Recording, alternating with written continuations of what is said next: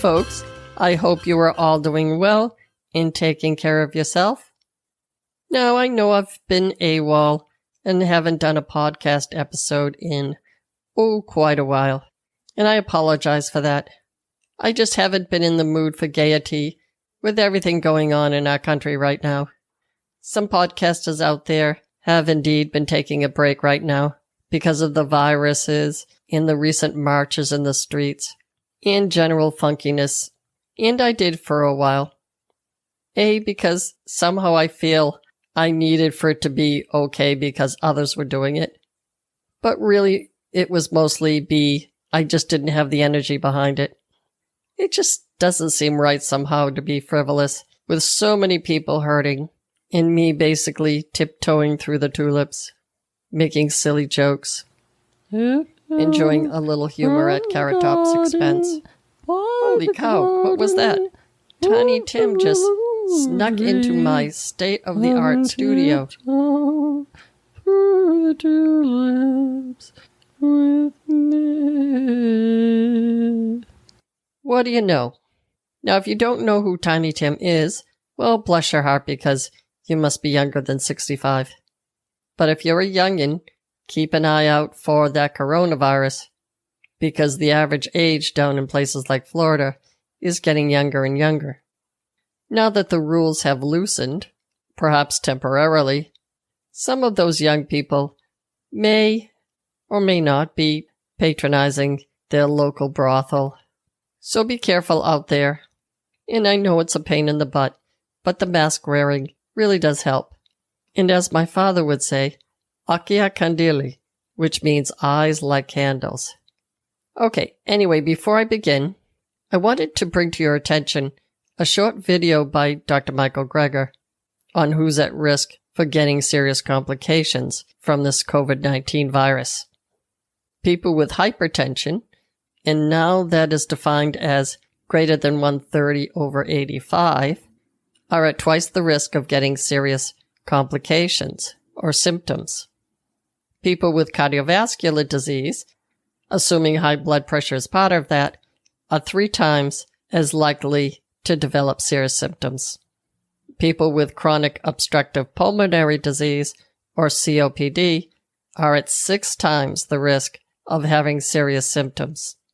As for me, because of the specific genetic type of muscular dystrophy I have, I might even have a greater risk due to the fact that I am, technically speaking, in chronic respiratory failure right now. And I also have around-the-clock home health aides that come in and out, and then they go to other people's homes and go in and out.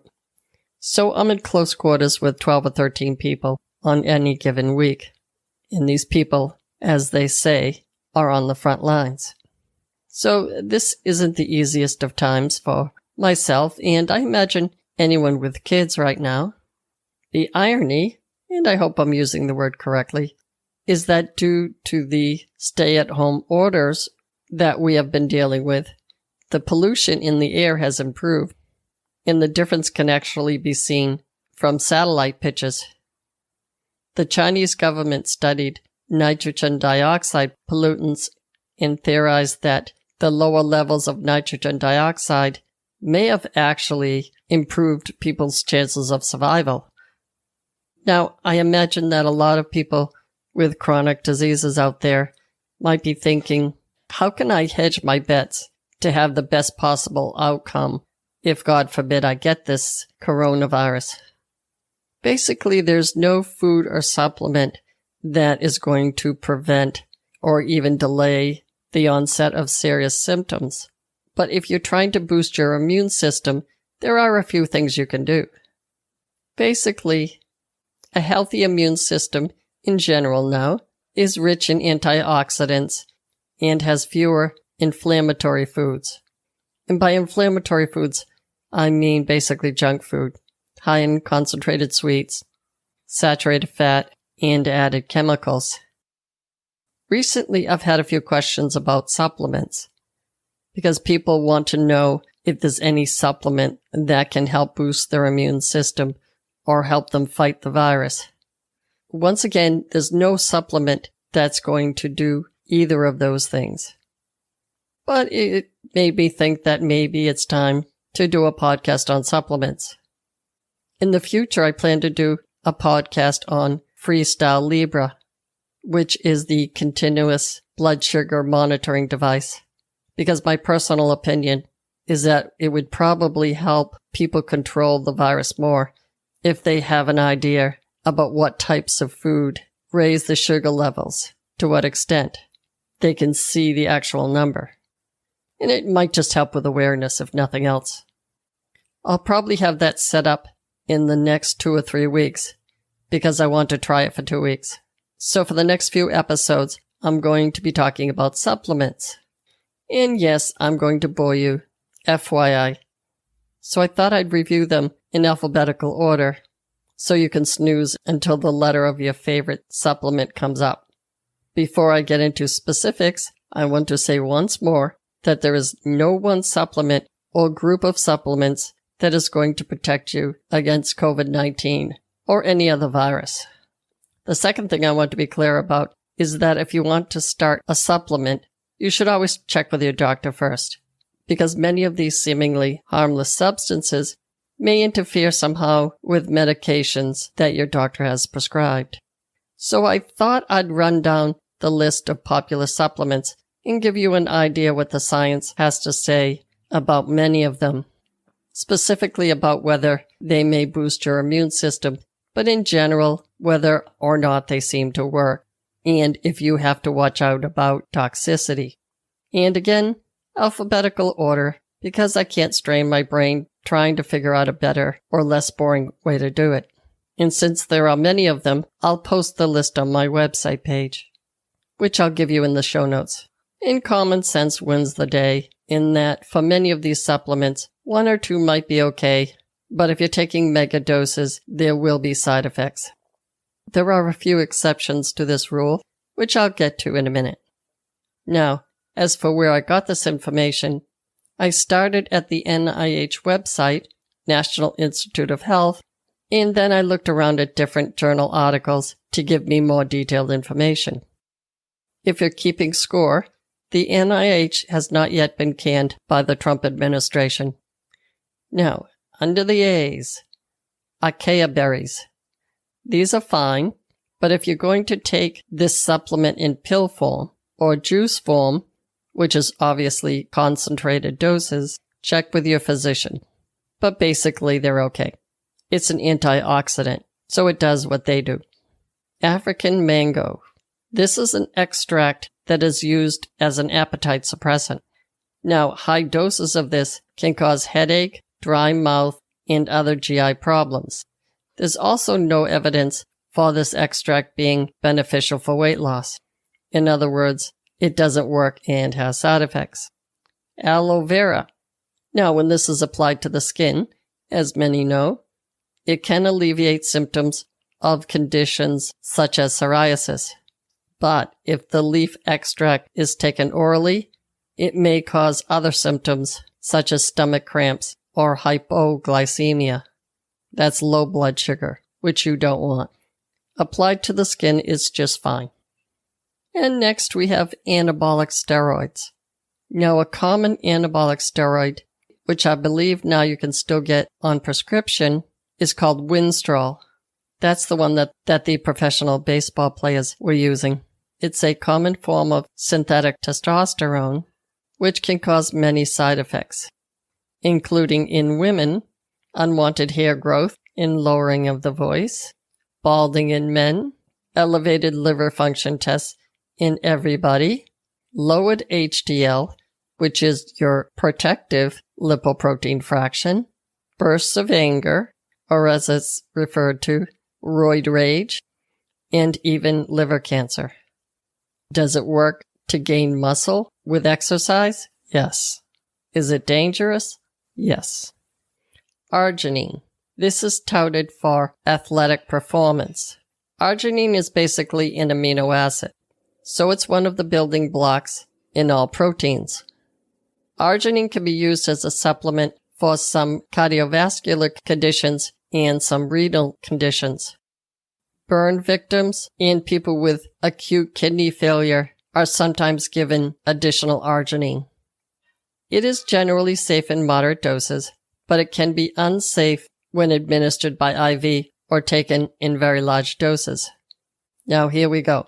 Possible overdose side effects include gastric bloating, abdominal pain, low blood pressure, and gout.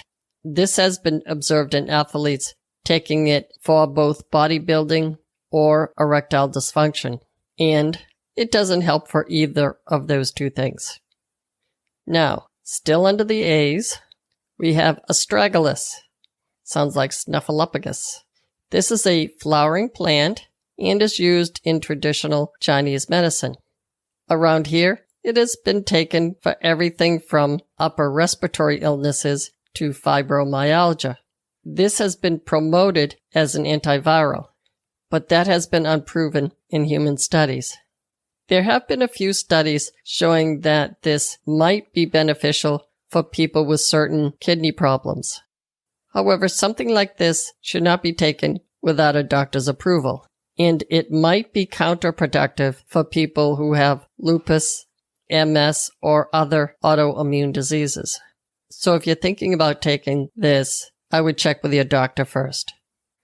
Now, under the B's, we have beetroot or concentrated beet juice.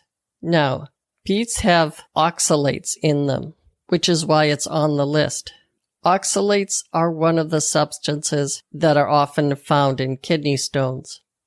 Now, there have been some studies, and they've shown that 2 cups of beet juice a day has, in fact, shown to lower blood pressure, probably because the kidneys are an elaborate filter, and they may be filtering out some sodium.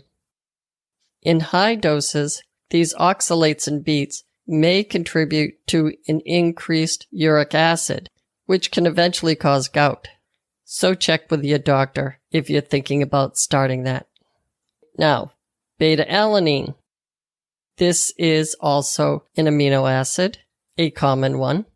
Athletes sometimes take large doses of beta-alanine to increase muscle carnosine. What is carnosine? It's an organic substance in working muscles. Now, this has been shown to increase the buffer capacity inside the muscle and maybe reduce fatigue with intensive exercise. Studies on this are promising, but not yet conclusive. Beta-glucans. These are a group of substances called polysaccharides, and they are found in the cell walls of grains like oats and barley. Now, the claim here is that beta-glucan supplements make you feel fuller and therefore lose weight because you don't feel like eating as much. Now, these may make you feel a sense of fullness, but they have not been shown to help people lose weight.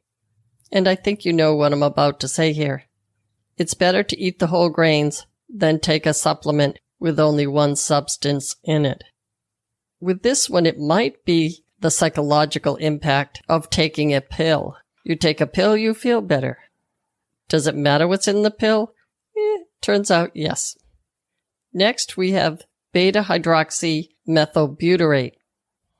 In a fancy double-blind placebo study, meaning that nobody knew who was getting the medicine and who was getting a sugar pill, the results showed that this supplement may have some beneficial effect on vascular endothelial function in the elderly. What's that all about? Well, the endothelium is a thin layer of cells that line the inside of the arteries.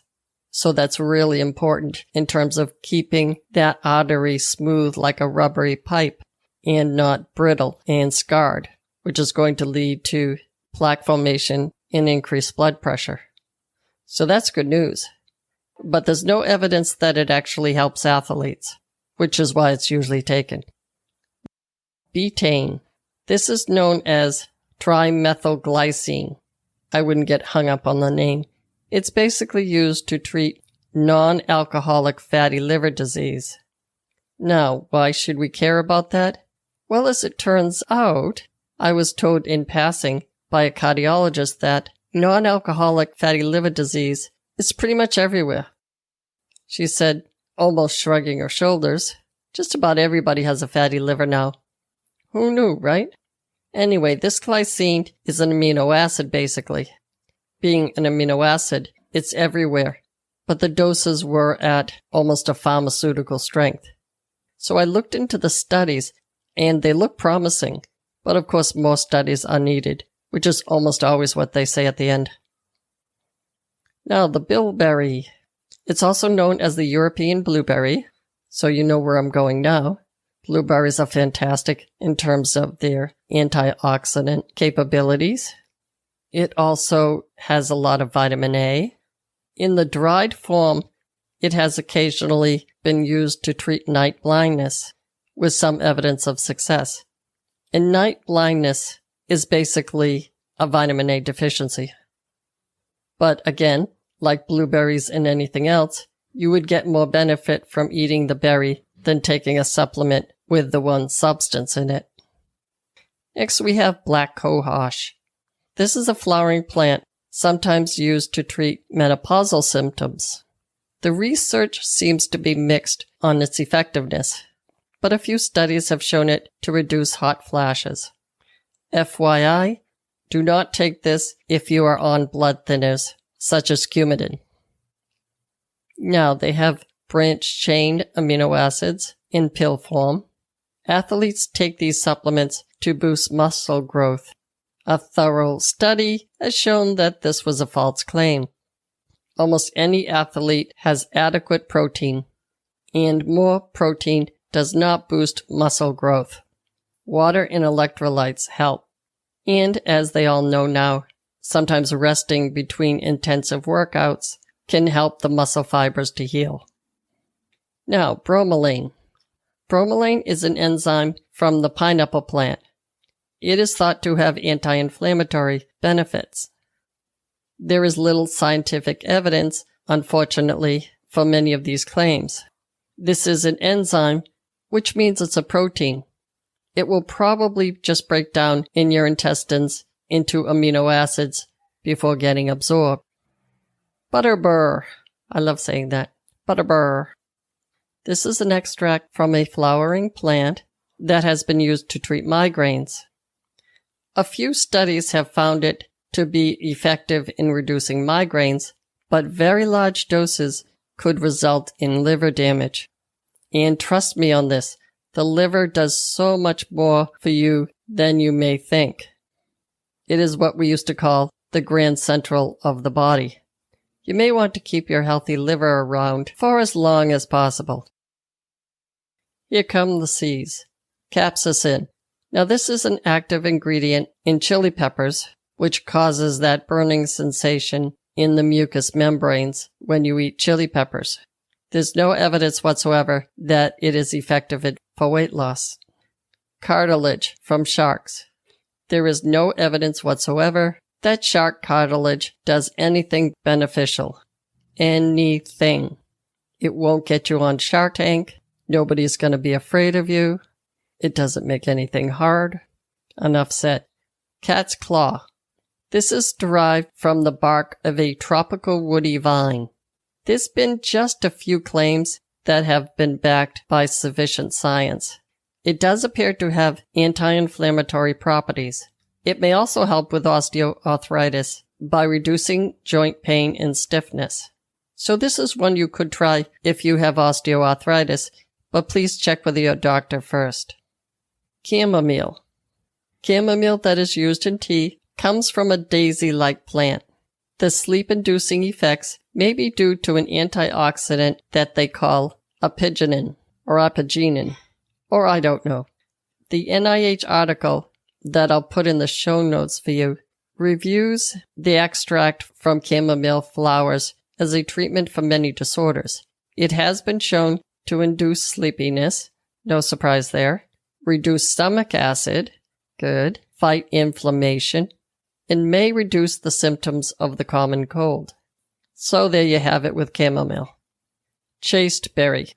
Now this plant was believed to reduce sexual desire in monks and has recently been used to treat menstrual cramps. there is no evidence right now that it is effective for menopausal symptoms or menstrual cramps. Chondroitin. This is a substance naturally occurring in connective tissue. It has been touted as a supplement for the treatment of osteoarthritis. Right now, there is no evidence of its effectiveness for athletic joint pain or osteoarthritis. Now, here we go with chromium, which has been touted for weight loss. Chromium is a common mineral in our bodies that is used in energy metabolism, in particular carbohydrate metabolism. It's involved in the chemical reactions that starts with the storage form of glucose, glycogen, breaks down to glucose, and the glucose breaks down to a 2-carbon energy compound called acetyl-CoA. And that compound jumps on a wheel and goes through what's called the Krebs cycle, comes around full circle, and makes energy. And it's heat energy, by the way. So it turns out that 24 studies have looked at this for weight loss, and all of them showed no effect on weight loss or appetite. Turns out you do have to move. Now, under the C's, we have citrulline. Citrulline is a naturally occurring neutral amino acid. It was first isolated in watermelon, and it is converted to arginine in our body. And arginine, as we know from the A's, is an amino acid.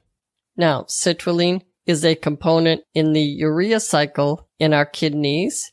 And this urea cycle makes urea, which we then dispose of in the urine. And that's how we get rid of extra nitrogen in our bodies. Citrulline also increases nitric oxide synthesis, which appears to lead to improved what they call vasodilation, which means that the blood vessels relax. This is a good thing.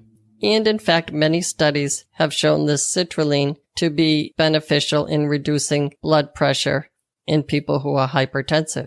However, they go on to say, most of these studies were short-term and more long-term studies are needed. And they always say that. But in recommended doses, it should be okay to take. Coenzyme Q.